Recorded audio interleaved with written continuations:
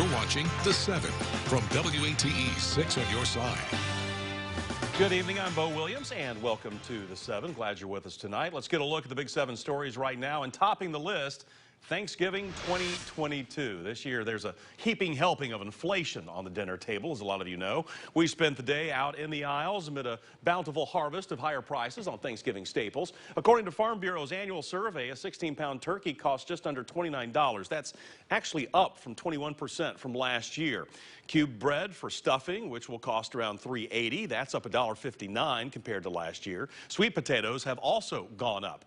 They now cost just under $4. But East Tennesseans didn't seem to be staying away from the grocery store. Still stocking up for the feast. Food City Manager Kenny Green says it's probably one of the biggest days of the entire year.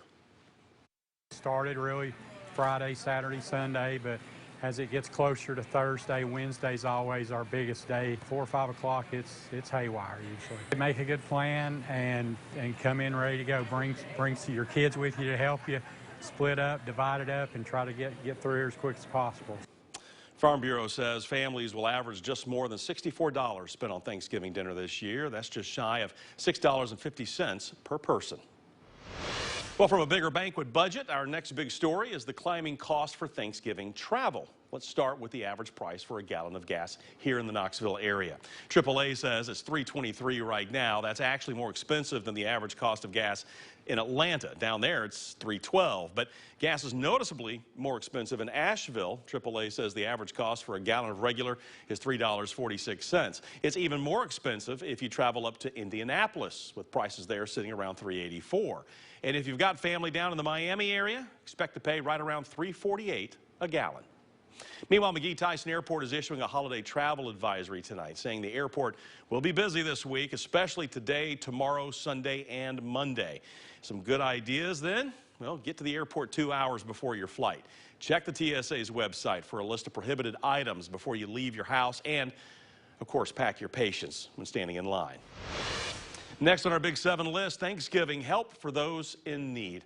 We found community groups in Knox County offering up just that today. The Douglas Cherokee Economic Authority holding its food distribution event is something the organization does every 3 months. Boxes of dried beans, canned fruit, vegetables, tuna will help families make ends meet. Workers with the Neighborhood Service Center say they have, had more and more people needing their help.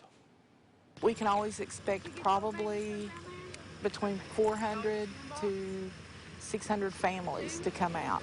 People that are coming in, a lot of them are new people who have never had to seek assistance before, and so you can see that the economic issues are deep in the community. Thanksgiving dinner is a tradition, long-standing, and there are a lot of people who are not able to provide everything that you think of as a Thanksgiving dinner. U.S. Census shows that nearly 20% of Knox County residents live in poverty with a median annual income less than $40,000. Now, we've posted a link with information on the group's next event at our website, WATE.com.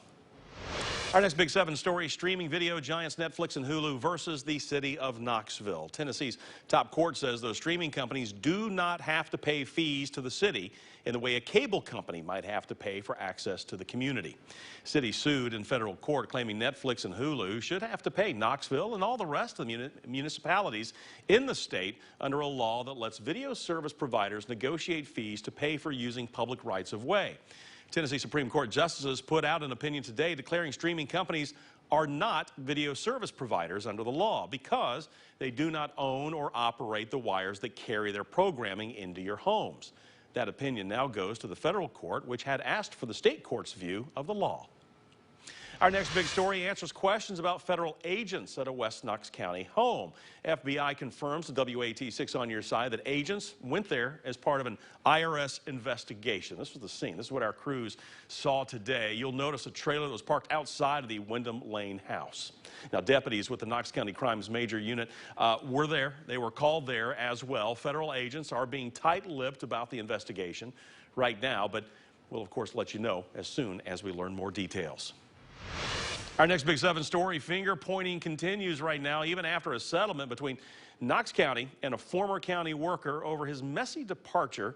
Former senior Parks and Recreation Director Paul White had been suing Knox County over his firing. White's lawsuit claimed the county was not justified in firing him back in 2020, a move that came during a misconduct investigation by the comptroller's office. Today, White and the county agreed to describe the reason for his firing as his, quote, management style, and that it, quote, had nothing to do with misappropriation of funds or Knox County property.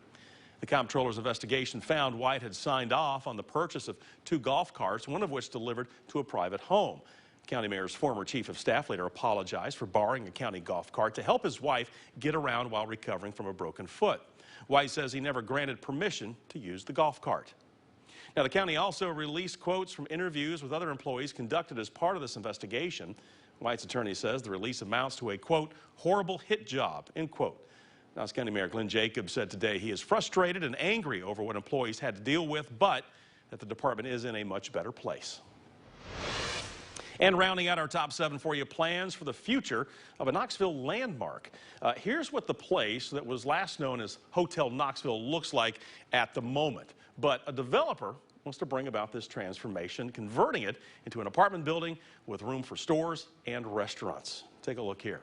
Paperwork filled out by the developer says there's enough room in it for 375 families. Melrose Knoxville LLC applying for a $50,000 grant from the Downtown Knoxville Alliance says it would target students and young professionals to rent at what it describes as an affordable rate.